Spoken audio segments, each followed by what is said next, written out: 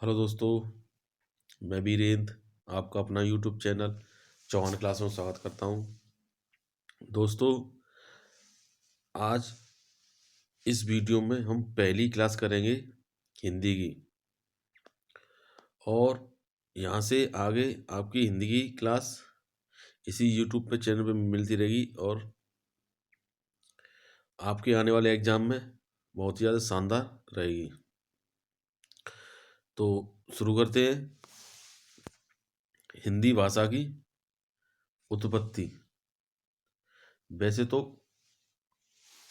पहले भाषा में अलग अलग, जैसे आपकी मराठी भाषा हो गई,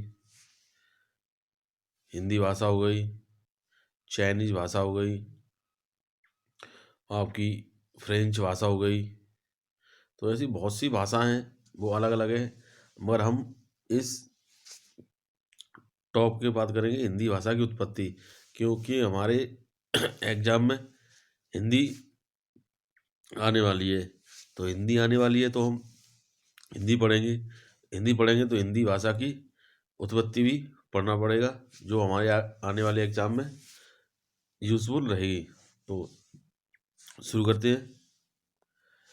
भाषा शब्द संस्कृत के भाष धातु से बना है। अब ये देखिए कि भाषा तो आ गई, मगर भाषा आई कहाँ से, ये भी एक रीजन है। तो ये आपकी भाषा आई संस्कृत से। जितनी भी भाषा आई हैं वो सब संस्कृत से आई हैं। तो क्या है, भाषा शब्द संस्कृत के भाष धातु से बना है, जिसका अर्थ है बोलना, कहना। यानी भाषा, हम किसी भाषा को बोलेंगे या कहेंगे तो एक वो भाषा होती है। कौन सी भाषा हो, जैसे अब हिंदी भाषा है, हिंदी भाषा में मैं आपको पढ़ा रहा हूँ, तो एक एक ही ये भाषा हो गई। अब मैं बोल के पढ़ा रहा हूँ, तो भाषा ही वह माध्यम होता है जिसके द्वारा मनुष्य अपने भावों, विचारों और भावनाओं को व्यक्त करता है। यानी मनुष्य भाषा से ही अपने भावों और विचारों को व्यक्त करता है। कोई व्यक्ति कुछ कह रहा है किसी से, तो अपनी भाषा में ही उससे कुछ कहेगा, ना कि वैसे ही कुछ कह दे। या कोई कुछ तो भाषा होगी उसकी कहने की, वो आगे देखेंगे कि किस किस तरीके से भाषा बोली जाती है। शब्दों के सार्थक समूह या संकेतों को भाषा कहते हैं।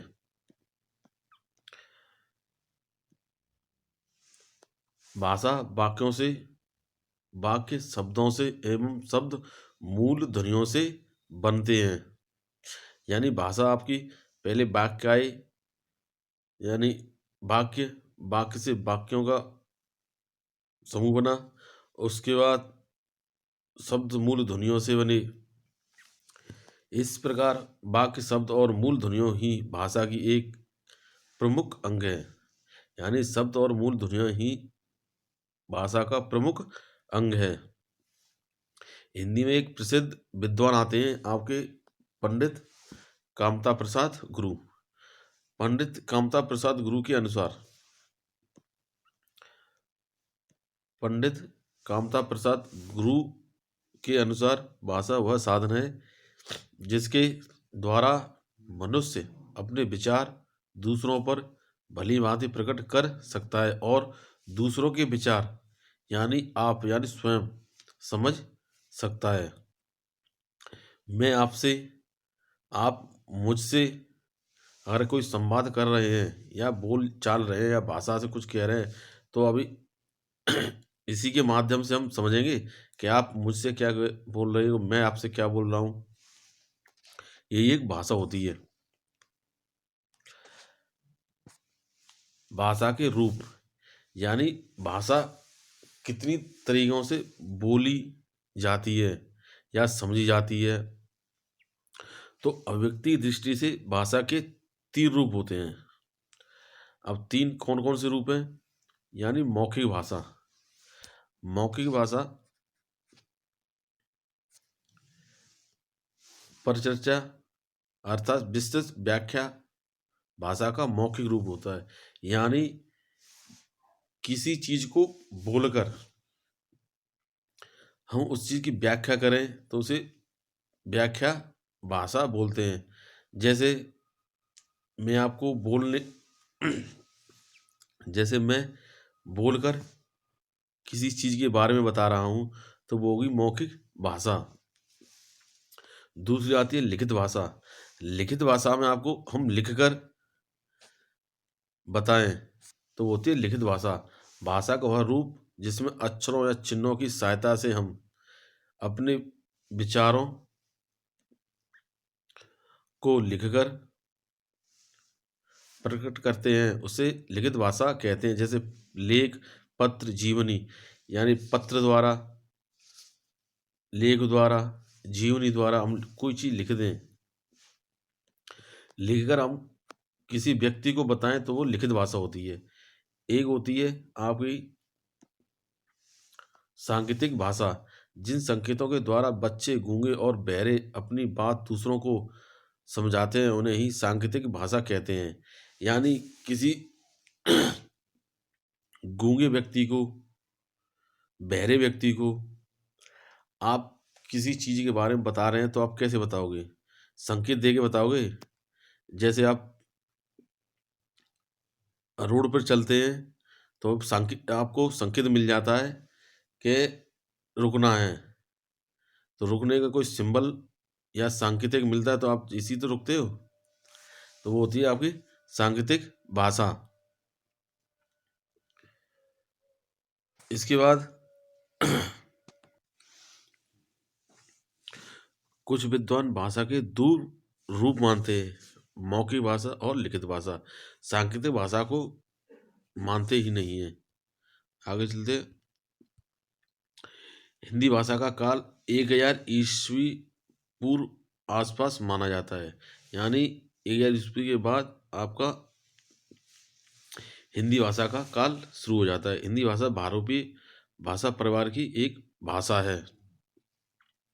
हिंदी फारसी भाषा का शब्द है, जो आपके पॉइंट है। हिंदी शब्द का जन्म संस्कृत भाषा के सिंधु शब्द से हुआ है। इसका पहला प्रयोग ईरान के निवासियों ईरानियों ने किया था। हिंदी भाषा की मूल उत्पत्ति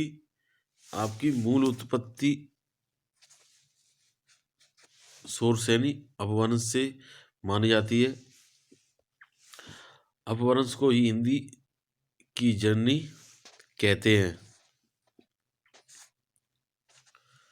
जबकि संस्कृत भारत की सबसे प्राचीन भाषा है, जिसे आर्य भाषा, आद्यजननी या देवभाषा, देववाणी कहते हैं।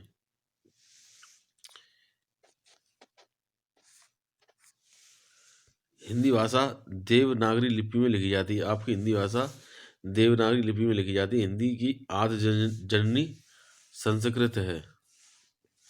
आपकी एग्जाम पूछ लिया है कि हिंदी भाषा की आद्य जननी कौन सी भाषा है, तो आपकी ये संस्कृत भाषा है। और यहाँ से बनता है आपका भारतीय आर्य भाषा। भारतीय आर्य भाषा को 3 कालों में विभाजित किया गया है। पहला काल है आपका प्राचीन भारतीय आर्य भाषा काल। ये आपका समय चलता है 1500 ईस्वी पूर्व से लेकर 500 ईस्वी पूर्व तक। दूसरा काल आता है मध्यकालीन भारतीय आर्य भाषा काल। ये चलता है आपका 500 ईस्वी पूर्व से 1000 ईस्वी तक। दूसरा चलता है आधुनिक भारतीय आर्य भाषा काल, 1000 ईस्वी से लेके अब तक आपका ये काल चलता है। हिंदी का विकास क्रम, यानी पहले संस्कृत आई, उसके बाद पाली, प्राकृतिक, अपभ्रंश और हिंदी।